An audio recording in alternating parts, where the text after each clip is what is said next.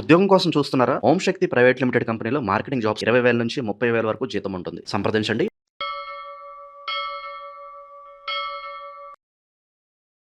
అందరికి నమస్కారం. నేను శిరీష. ప్రస్తుతం మనతో పాటు ఉన్నారు ప్రముఖ ఆధ్యాత్మికవేత్త, జ్యోతిష్య పండితులు షెబియన్ కిరణ్ శర్మ గారు. గురుగారితో మాట్లాడదాం. అంతకంటే ముందు ఇలాంటి ఆధ్యాత్మిక పరమైన విషయాల గురించి తెలుసుకోవడానికి ఇప్పుడే మన ఛానల్ ని సబ్స్క్రైబ్ చేసుకోండి. నమస్కారం గురుగారు. అఖండ ఐశ్వర్యం. గురుగారు, ఈ రోజులలో మనం ఎంత వర్క్ చేసినా ఏం చేసినా మన ఇంటికి రాగానే కొంచెం ప్రశాంతంగా ఉండాలని మనం అనుకుంటాం. ఆ ఇల్లు మన సొంత ఇల్లు అయితే ఇంకా బాగుంటుందని అనుకుంటాం. ప్రతి ఒక్కరికి ఉంటుంది సొంత ఇంటి కళ అని. గృహయోగం పొందాలి అంటే, ఆ బలం మనకు రావాలంటే ఏమైనా పరిహారాలు ఉన్నాయంటారా? ఏమైనా పూజలు ఉన్నాయంటారా? ఒకసారి తెలియజేయండి. తప్పకుండా. అంటే మీకు చాలా రకాలైనటువంటి శ్లోకాలు కూడా ఉన్నాయి. మనకి చాలా శ్లోకాలు ఉన్నాయి. అందులో ప్రధానంగా మనకున్నటువంటి శ్లోకాల్లో లలిత అమ్మవారి శ్లోకాలు కొన్ని చాలా ఉన్నాయి. సో ముందుగా మీకు గృహయోగం కలగాలి అని అంటే ఫస్ట్ ఆఫ్ ఆల్ ఆ ఇంట్లో ఉన్నటువంటి పాజిటివ్ ఎనర్జీ పెరగాలి. ఇప్పుడు రెంటింట్లో ఉన్నా సరే రెంటింటికి కూడా పాజిటివ్ ఎనర్జీ ఉంటుంది. ఇప్పుడు ఇంటి అద్దె కడుతున్నప్పుడు మనకు ఆ ఇంట్లో ఉన్నటువంటి ప్రతిదీ మనకి అనుకూలవంతమైన శుభయోగాన్ని కలిగిస్తుంది. ఒక రిజిస్ట్రేషన్, ఒక రికగ్నేషన్, అంటే మీరు అందులో ఉన్నట్టుగా రిజిస్టర్డ్ అంటే ఇందులో ఉన్నారు. ఏదైనా బుక్ చేసుకుంటే పార్సల్ మన ఇంటికి వచ్చింది అంటే రిజిస్టర్డ్ అన్నట్టుగా మీరు, అంటే ఇల్లు రిజిస్ట్రేషన్ కాదు, అంటే మీరున్నటువంటి రిజిస్టర్డ్ ఇక్కడ ఉన్నారు వీళ్ళు అని.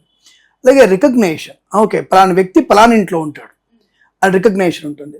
ఆ ఇంట్లో ఒక 10 ఏళ్ళు, మీరు నమ్ముతారో నమ్మరో, కొన్ని ప్రాంతాల్లో 25 ఏళ్ళుగా ఉన్న వాళ్ళు అక్కడే ఉంటారు. 25 ఏళ్ళ నుంచి ఉన్న వాళ్ళు, కొత్తగా వచ్చిన వాళ్ళు వాళ్ళ సొంత షాపో సొంత ఇల్లు అనుకుంటారు. అలాంటి వాళ్ళు అంటే ఆ ఇంటితో ఒక పాజిటివ్ ఒక రకమైనటువంటి అనుబంధం బాగా ఏర్పడుతుంది.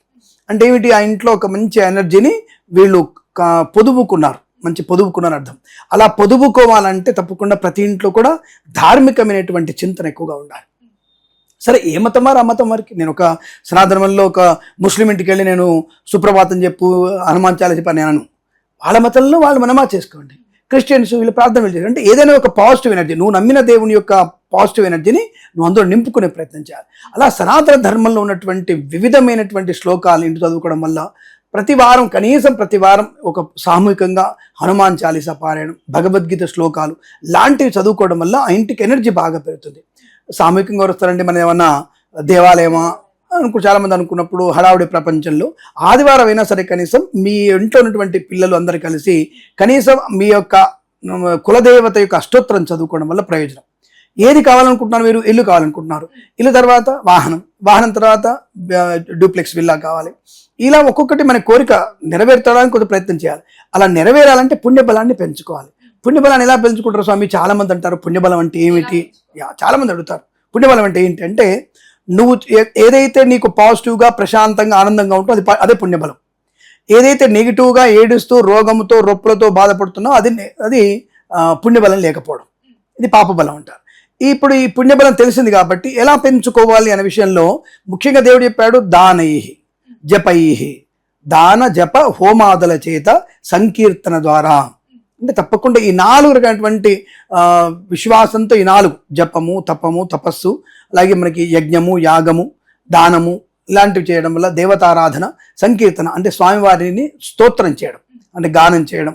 నువ్వు ఏ భగవద్గీత శ్లోకం చేసుకున్నా ఏది చేసుకున్నా స్వామివారిని సంకీర్తన చేస్తూ నా యందు నువ్వు ఉన్నావు భగవంతుడా, నన్ను ఎప్పుడు కూడా నా వెంట ఉండి కాపాడనటువంటి భావనతో ఆయన్ని మనం సేవిస్తే తప్పకుండా మీకు అనుకున్నటువంటి కోరికల యొక్క ఒక్కొక్కటిగా తీరడానికి అవకాశం ఉంటుంది. అంటే దానం వల్ల పుణ్యబలం పెరుగుతూ ఉంటుంది. అలాగే తపస్సు వల్ల నీ మనోవిగ్రహ లోపల ఉన్నటువంటి ఒక పాజిటివ్ ఎనర్జీ ఏ పని చేయడానికైనా నీకు తెలియకుండా ఒక శక్తి ఏర్పడుతుంది, ఒక పాజిటివ్ ఆరా ఏర్పడుతుంది, నెగిటివ్ ఎనర్జీ తగ్గించేస్తుంది. ఎవరు చేసినా ఈ వ్యక్తి ఈ పని చేయగలడు, ఈ పని అప్పచెప్తే పూర్తి అవుతుంది అనేటువంటి కాన్సెప్ట్ని పర్ఫెక్ట్గా కలిగించగలిగే శక్తి తపస్సుకు బాగా ఉంటుంది. దానివల్ల పుణ్యబలం. అవతల మనం ₹1 ఇవ్వగానే ఎంత ఆనందపడతాడు, ఒక వస్త్రం ఇవ్వగానే ఎంత ఆనందపడతాడు. ఈ వస్త్రం తీసుకున్న వాడు కూడా తప్పకుండా ప్రశాంతంగా ఉంటాడు. అబ్బాయి నాకు ఇక కొత్త వస్త్రం వచ్చింది. ఇలాంటివి మనం చూస్తుంటాం. ఈ మధ్యకాలంలో రీల్స్లో చూస్తుంటాం. ఒక ఆయన వచ్చేసి పిల్లలకి బట్టలు ఇవ్వడం, గిఫ్ట్స్ ఇవ్వడం, రూపాయలు ఇవ్వడం. అంటే ఇదేదో ప్రదర్శన కోసం కాదు. అదే అంటారు, మనం రీల్స్ పెట్టామంటే కొంతమందికి ఇన్స్పైర్ ఉంటుంది, కొంతమంది నెగిటివ్ కామెంట్స్, రీల్స్ కోసం ఇలా చేస్తున్నావులే అనేటువంటి వ్యక్తి, నీ దగ్గర డబ్బులు బాగా ఉన్నాయని, బ్లాక్ మనీ బాగా ఉందని ఇచ్చేవాడిని ఇవ్వనివ్వరు.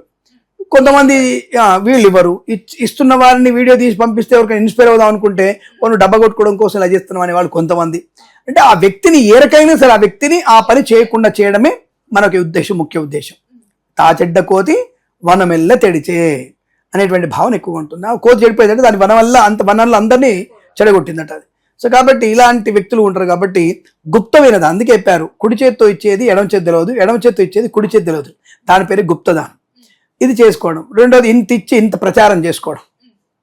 ఏదో నేను అనాశనానికి డబ్బులు ఇస్తున్నా, పళ్ళు ఇస్తున్నా చెప్పేసి రాజకీయ నాయకులు పళ్ళ ప్రసాదం పంపిణీ అని చెప్పేసి ఫోటోలు దిగడానికి 2 పళ్ళు ఇచ్చి ఫోటోలు దిగడానికి, దీనివల్ల ఎటువంటి పుణ్యబలం రాదు. నువ్వు దానం చేస్తూ ఫోటో దిగి ప్రదర్శన చేసావా, పుణ్యబలం రాదు. కాబట్టి అలాంటి ప్రదర్శనయుతమైనటువంటి పుణ్యబలాన్ని మీరు ఎక్స్పెక్ట్ చేయకండి. గుప్తమైన దానము అవతలి వాళ్ళకి. ఇప్పుడు షుగర్ ఉన్నోడికి తీసుకపోయి అరటిపల్లి తెల్లాము, షుగర్ ఉన్నోడికి గంపెడు మామిడిపల్లి తెల్లాము. షుగర్ ఉన్న వాడికి వాడికి కావాల్సిన పదార్థాన్ని ఇస్తే, ఉపయోగపడితే ఇస్తే వాడు ఆనందంగా ఉంటాడు. అంటే అది వదిలేసి మనం ఇష్టం వచ్చినట్టుగా ఇస్తే మాత్రం కరెక్ట్ కాదు. కాబట్టి మన అవతల వ్యక్తులకి పనికొచ్చేది, కనీసం ఉపయోగపడేది. ఇప్పుడు ఒక వ్యక్తికి ఆకలి అవుతున్నప్పుడు తీసుకుపోయి వేడి ఇడ్లీ కన్నా ఆ వేడి ఇడ్లీ కొనడానికి 50-100 అవుద్దిగా, ఆ 100 రూపాయలు బియ్యం కొనివ్వండి, వాడు కనీసం 5 రోజులు అన్నం వండుకుంటాడు వాడు.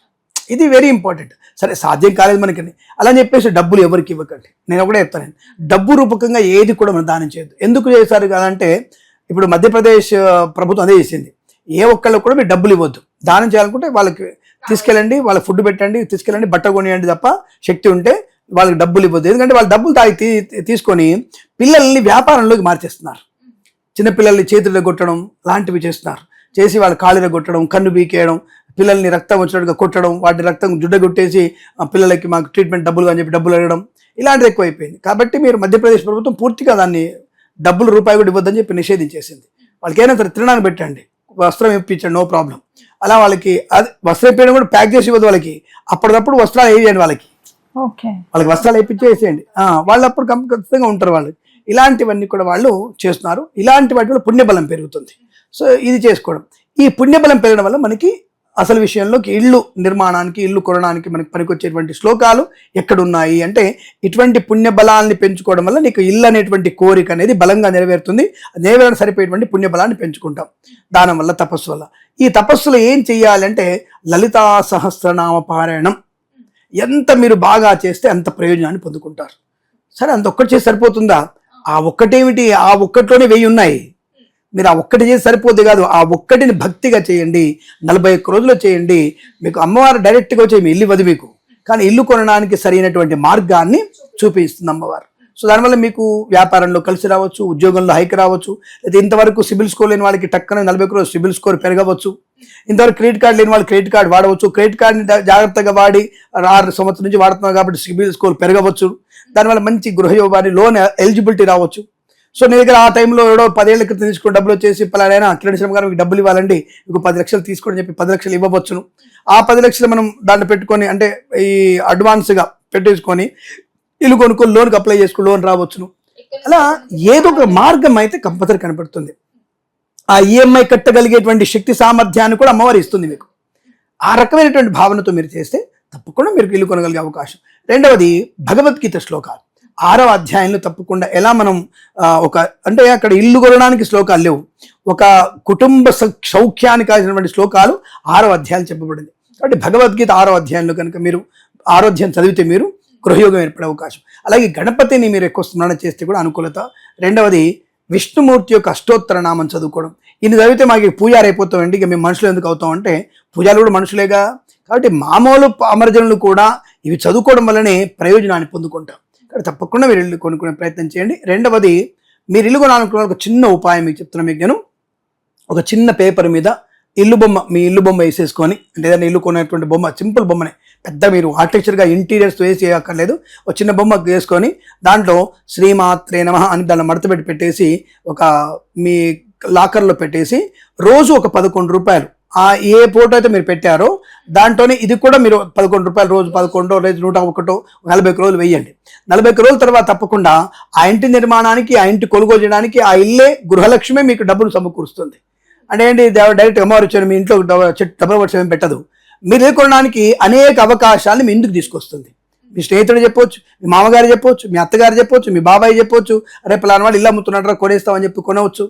అటువంటి ప్రయోజనాన్ని పొందుకునే అవకాశం ఉంది. కాబట్టి ఇది ఒక ఉపాయం. అంటే ఏమిటి ఉపాయంలో సైకాలజీ ఏంటి దీంట్లో అంటే, ఇంటి నిర్మాణం కోసం నీ సంకల్పం ప్రారంభమైంది. సైకలాజికల్. మన జ్యోతిష ప్రకారంగా ధార్మిక గ్రంథాల్లో రోజు 11 రూపాయలు అయితే అమ్మవారిని కూడబెడుతున్నావు. అక్కడ పెట్టేప్పుడు ఏం చెప్పాలా, ఆ పేపర్ని ఇంటి నిర్మాణ పేపర్ అనుకో, పేపర్ డిజైన్ పేపర్ని 11 రూపాయలు పెడుతూ 50 రూపాయలు పెడుతూ అచ్యుతాయనమ అనంతాయనమ గోవిందాయనమ అనుకోండి. ఈ శ్లోకం ఈ 3 శ్లోకాలే, 3 పదాలే, అచ్యుతాయనమ అనంతాయనమ గోవిందాయనమ అనుకుంటూ అందులో పెట్టేస్తే 41 రోజుల తర్వాత ఆ గృహలక్ష్మి తనకు తానుగా స్వయం నిర్మాణం అవ్వడానికి నీకు ప్రయోజనాన్ని కలిగిస్తుంది. ఇప్పుడు సైకలాజికల్గా వచ్చేస్తే ఇల్లు కొంటాను ఆల్రెడీ సంకల్పం చేసుకున్నాం, నేను అమ్మవారు నాకు సపోర్ట్ ఇస్తుంది, నేను ఇల్లు కొనుక్కోవాలి అని చెప్పి వాళ్ళు వేట మొదలు పెడతాడు. ఇలా భార్య దృష్టి, మొగుడు దృష్టి, పిల్లల దృష్టి కూడా ఒక ఇల్లు ఎక్కడ నిర్మాణం అవుతుంటే ఎంతలో అవుతుంది, ఎప్పుడు అవుతుంది, ఎంతలో కొనుక్కోవచ్చు, ఈఎంఐ ఎంత ఉంటుంది అంటే ఈ తదేకమైనటువంటి ఒక భావాన్ని వాళ్ళు మనసులో పెట్టుకోవడం వల్ల సంకల్పం గట్టి పడుతుంది. ఇక కొనాలి కొనాలి, కొంటాం కొనబోతున్నాం అనేటువంటి శక్తి వీళ్ళకి ఏర్పడే అవకాశం ఉంటుంది. దీన్ని సైకలాజికల్గా కాన్ఫిడెన్స్గా ఉన్నటువంటి సంకల్ప బలం అంటారు. దీన్ని బీరువాలో పెట్టాలా గురుగారు? బీరువాలో, అలమారలో, ఎక్కడ అలమారలో పెట్టండి, లాకర్లో పెట్టండి. ఒక చెంబులో, స్టీల్ చెంబో, ఇత్తడి చెంబో, వెండి చెంబో, ఒక చెంబులో మీకు ఆర్ట్ వేసినట్టు బొమ్మ, ఇల్లు బొమ్మ వేసేసి దాంతో పాటుగా రోజు 11, రోజు బొమ్మ అక్కర్లేదు, ఒకటేసారి బొమ్మ పెట్టి తర్వాత 11, 51, 101 అందులో వేసుకుంటే ఈ గృహలక్ష్మి తనకు తానుగా అంటే మీ సంకల్పాన్ని గట్టిగా పునాదిగా ఏర్పాటు చేసే అవకాశం ఉంటుంది. అది డూప్లెక్స్ కొనొచ్చు, ఇండిపెండెంట్ కొనొచ్చు, అపార్ట్మెంట్లో కొనొచ్చు, గేటెడ్ కమ్యూనిటీలో కొనొచ్చు, లాటరీ కూడా రావచ్చు. మొన్న మీరు చూశారు పేపర్లో జూలై మనకి 6వ తారీఖు పేపర్లో సతీమణి అని ఒక పేరు వచ్చింది, పేపర్లో, ఈనాడు పేపర్లో వచ్చింది. సో భర్త దాపుగా ఈ దుబాయ్ లాటరీ 300 టికెట్లు ఎదుర్కొంటున్నప్పుడు రాఘవేంద్రకి భార్య బయలు కొన్నాడు, ఆమె పేరు సతీమణి. ఆమెకి 60 కోట్ల రూపాయలు లాటరీ వచ్చింది. 60 కోట్లు జూన్ 6వ తేదీ పేపర్లో, ఈనాడు పేపర్లో ఇది విషయం చూడండి మీరు. అంటే విత్ విట్నెస్ అంటే అదృష్టం అనేది తలుపు తడుతుంది. సో అట్లా గృహలక్ష్మి కూడా తప్పు తట్టవచ్చు. కాబట్టి లలితాపారాయణం కానీ, విష్ణుపారాయణం కానీ ఇలా చేయడం వల్ల తప్పకుండా మీరు అనుకున్నటువంటి గృహం నిర్మాణం అవుతుంది. గృహప్రవేశానికి నన్నే పిలవండి, ముహూర్తం పెడతాను. తక్కువనే దక్షిణ తీసుకుంటే ఎక్కువ తీసుకొని 50,000 మాత్రమే గృహప్రవేశానికి. శుభమస్తు. నమస్కారం గురుగారు. మొత్తం మీద మాకు తెలియని ఎన్నో మంచి విషయాలు తెలియజేసినందుకు ధన్యవాదాలు. శుభం.